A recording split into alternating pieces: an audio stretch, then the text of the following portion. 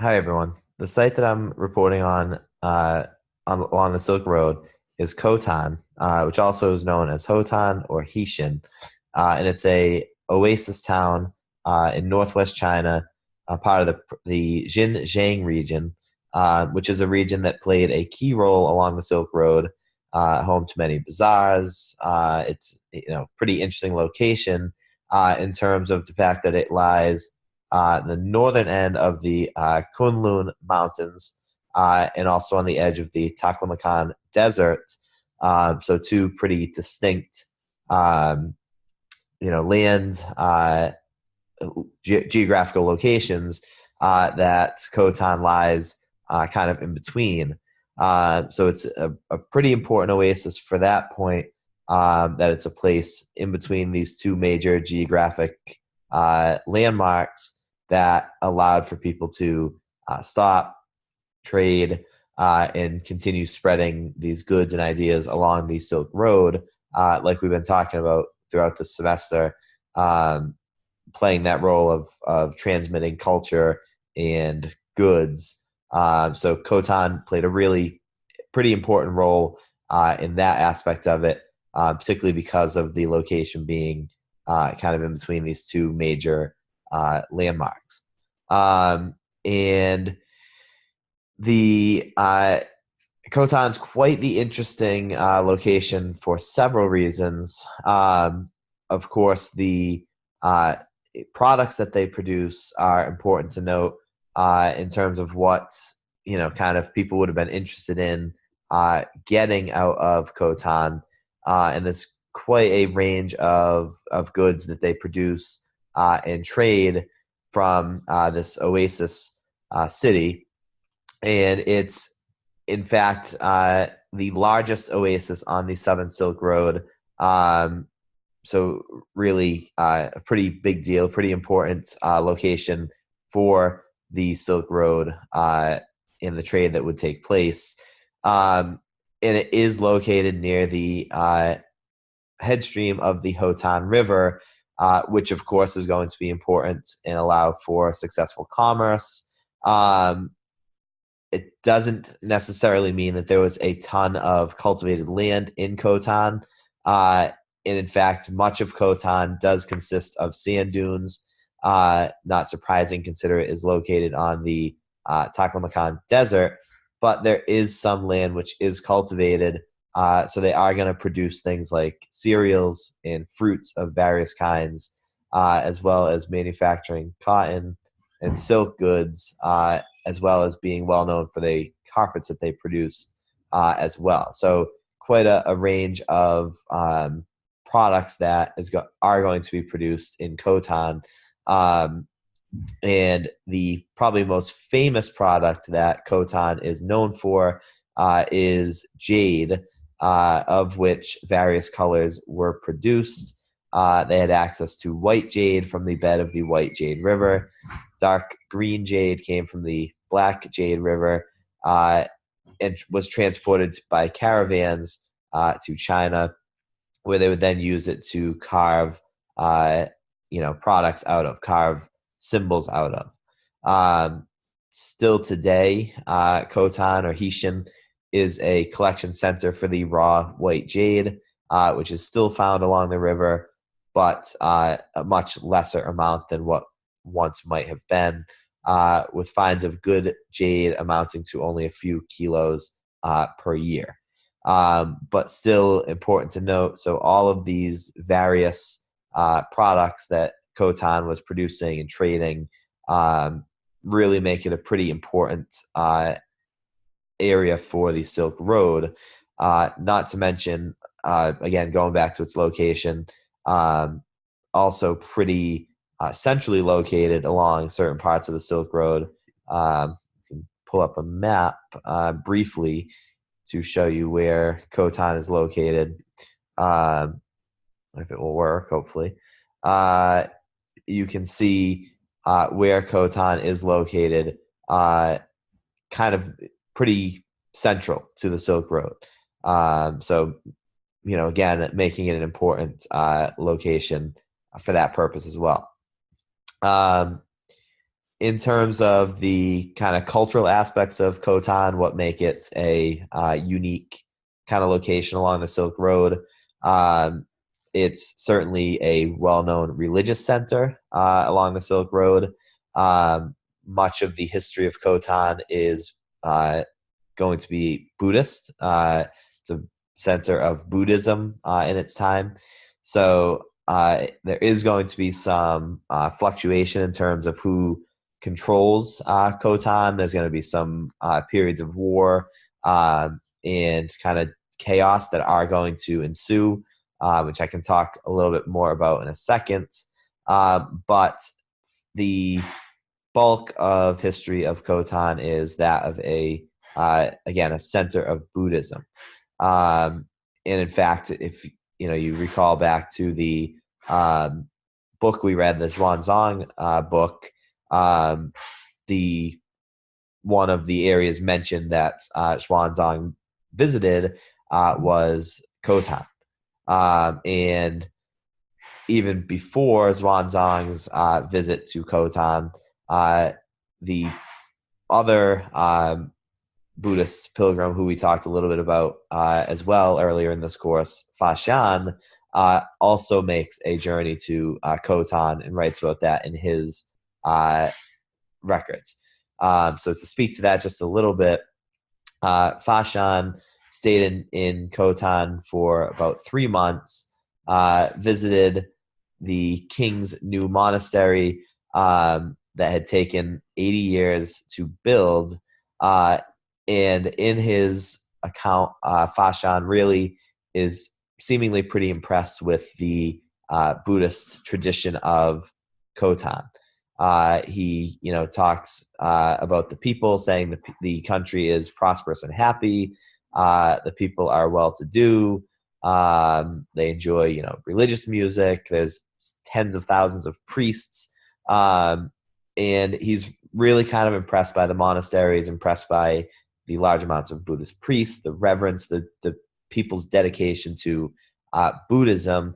And one of the things which I talked about in my paper, that upon my research, I stumbled across some of Fa Shan's descriptions, and he describes this really in detail procession of the image of the Buddha as part of a Buddhist festival that's taking place in Khotan.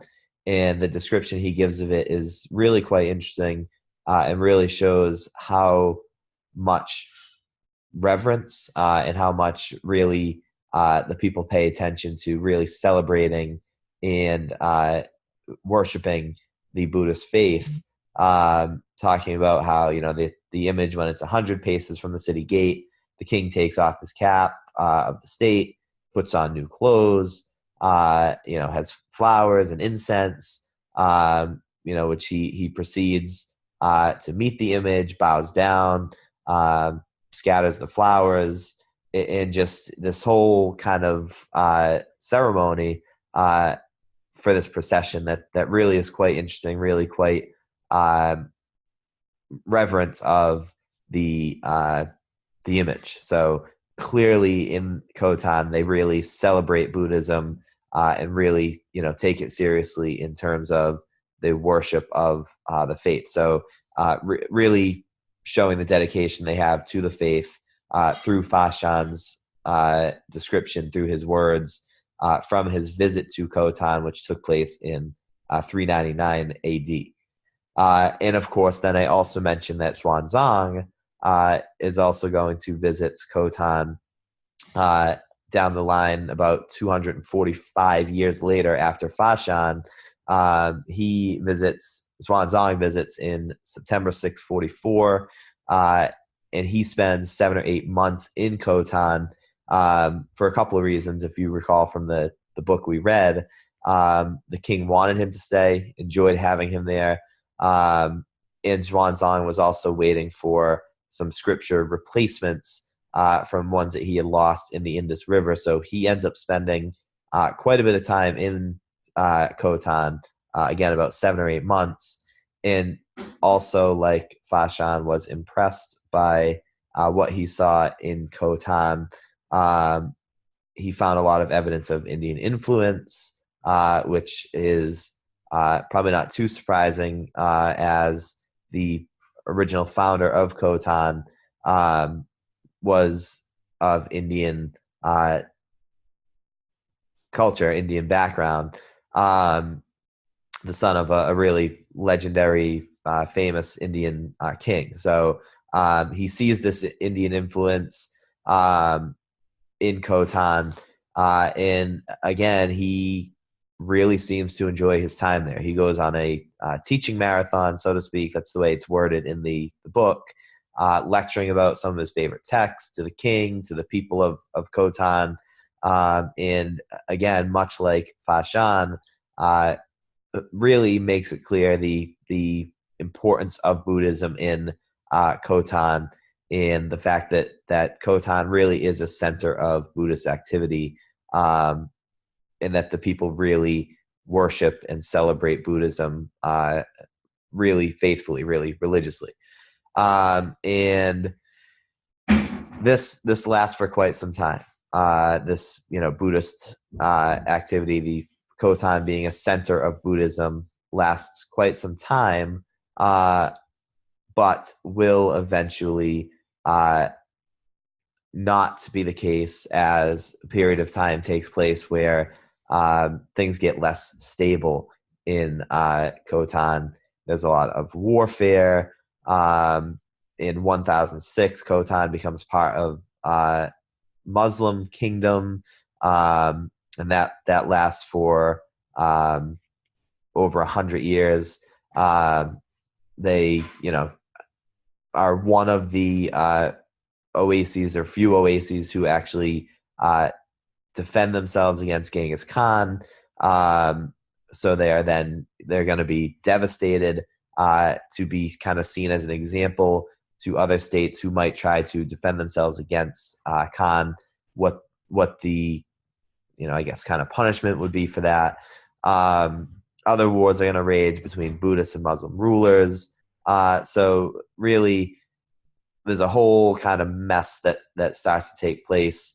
All kinds of power struggles that start to take place that are going to last for several centuries, and really kind of have a negative effect on Khotan, which was at one point a really kind of well known Buddhist center, a lot of trade, a lot of activity going on, and that's going to be affected by this warfare and this kind of chaos that ensues.